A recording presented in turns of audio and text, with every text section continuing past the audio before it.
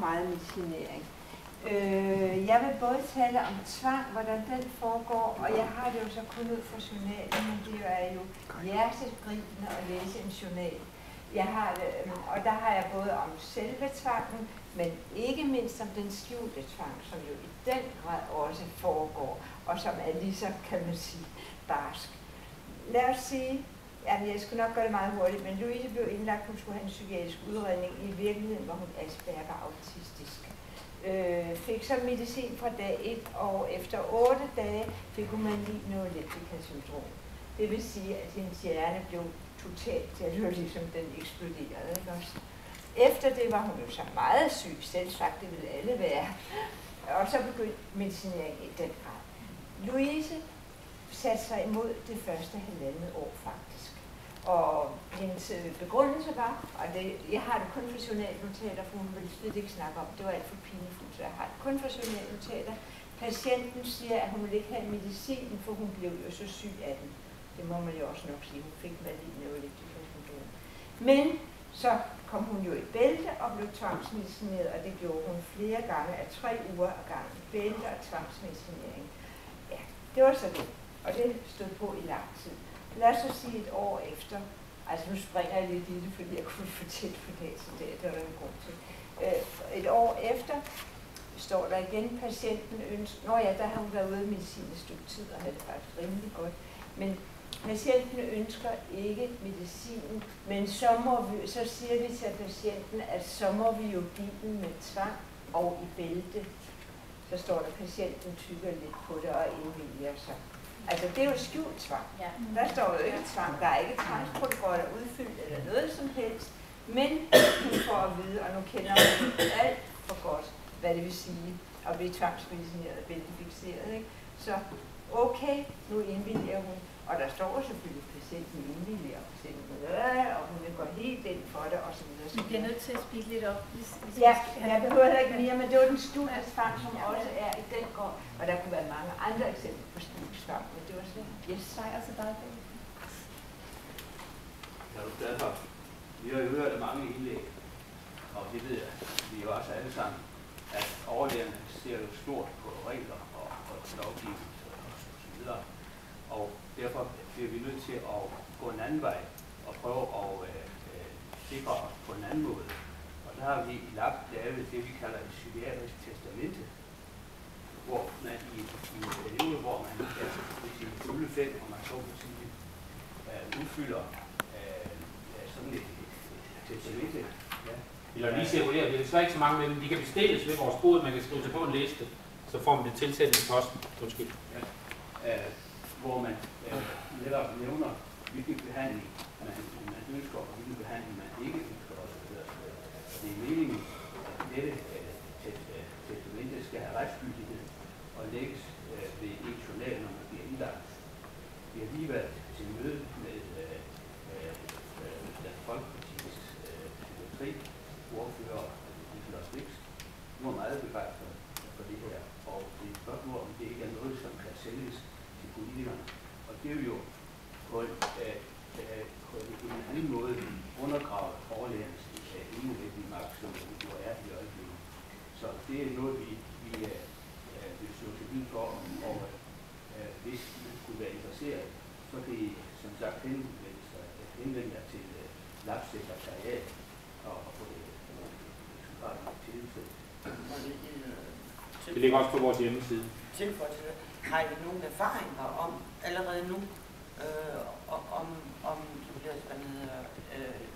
om det kommer i anvendelse? Det bliver respekteret. Ja.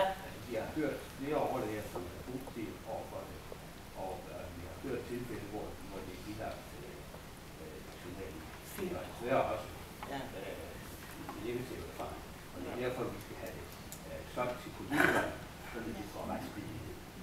En kort bemærkning fra Carlos og Carsten. Instrumenter oprindeligt udviklet af Thomas Sars netop for at tilgodese både dem, der går ind for tvang, og dem, der er imod det. Fordi man kan selv skrive, og hvis man tager afsæt i FN-konventions artikel 12, der siger, at vi har vores fulde ret til at handle, når vi er habile, så har vi ret til at udfylde sådan et dokument, og så skal det fandme respekteres. Dem, der så ønsker tvangsbehandling under en eventuel frihedsberøvelse, kan skrive det, og dem, der ikke ønsker det, kan skrive det. I Tyskland er det nu retsgyldigt, det her dokument, så vi har altså et naboland, hvor det er gennemført. Det bør også kunne lade sig gøre i Danmark. Jeg har 3 ting i forhold til den positive historie. Så vil jeg håbe, at på en eller anden måde at få et dokument, hvis vi lægger en A4-side op på skrivebordet om folk, der har lyst til at træde frem og fortælle deres historie, fordi jeg kan, som journalist, som kan få fotograf, så sidder jeg helt på søm, fordi jeg synes, det er ærgerligt, at der skal være det her forum for folk at fortælle deres historie. Så jeg vil meget gerne være med til at prøve at være tilbør, fordi at... Det er lige sådan noget, der vi har brug for, at der er nogen, der går ind og faktisk tager det. Det er et rigtig godt tiltag. Jeg har været parti på Jyllandsposten som fotojournalist, og vil rigtig gerne prøve at fortælle folks historier. Og det er, at mens jeg blev indlagt, så blev man nægtet at tale med andre patienter, fordi at overlægen mente, det var en del af min mani, at jeg ville tale med mine medpatienter og søge aktindsigt. Så i forhold til det der med, at systemet lyver, altså jeg tror ikke, at jeg tror sgu på det gode mennesker stadigvæk, selvom jeg har været billedfikseret, selvom jeg har været tvangsmedicineret, så tror jeg på det gode mennesker. Jeg tror, at hvis de får et valg som et testamente, så vil det også blive brugt. Og fordi at, altså, i bund og grund, så famler de lige så meget mørke som alle os andre. De behøver bare ikke at stå til regnskab for det på samme måde, fordi de kan skrive den objektive sandhed i Cardex og i journaler. Og det er en kæmpe fejl, fordi at igennem hele psykiatriens historie frem til nu har de fået lov til at lyde sig ind i den sandhed, eller det faktum, at de ikke kunne blive retsforfulgt på samme måde, som de kan. Vi har sgu altid i verden, vi har brug for. Men jeg synes, det er et rigtig godt forslag, så jeg synes, at vi lægger noget papir heroppe bagefter, og så lader os formidle noget kontakt. Det er ikke bindende på nogen måde, og det, er ikke, altså, og det kan også godt være, at det skal være som inspiration eller som kilde. Men jo flere, der melder sig på, jo bedre historier kan komme ud, og jo mere præcist, fordi det viser også bare, at der er så mange forskellige historier, at selv også sammen med det her lokale ikke har noget som helst overblik over, hvad psykiatrien er. Tak for initiativet. Okay. Leonardo Petersen, jeg vil bare sige, at jeg kan ikke forstå nøglegange beslutninger om tvangsindlæggelse. I mine papirer det står, at jeg var indlagt faktisk frivillig. Men processen i min indlæggelse på en lukket tvangsafdeling, den var fuldstændig forudsigelig af sagsbehandlere og professionelle og læger og specielt praktiserende læger. Så derfor jeg kan ikke forstå, at den dag, for jeg har ingen familie, jeg er endelig mor, jeg blev skideopereret halvt år senere, dobbeltoperation på 48 timer, som har fremkaldt den proces, at jeg fik en rigtig stærk depression. Men den var ikke så stærk, at jeg var tvang, men så til sidst så kunne jeg ingenting, fordi enten mine børn kommer som forældreløse på gaden eller til barneinstitutioner, eller så bliver jeg tvangsindlagt som en sagsbehandler kan, satte alle foranstaltninger i gang. Og så siden kommunen kur. Så da jeg kom på den lukket, så var der slet ikke plads til mig. Jeg har ligget på gangen.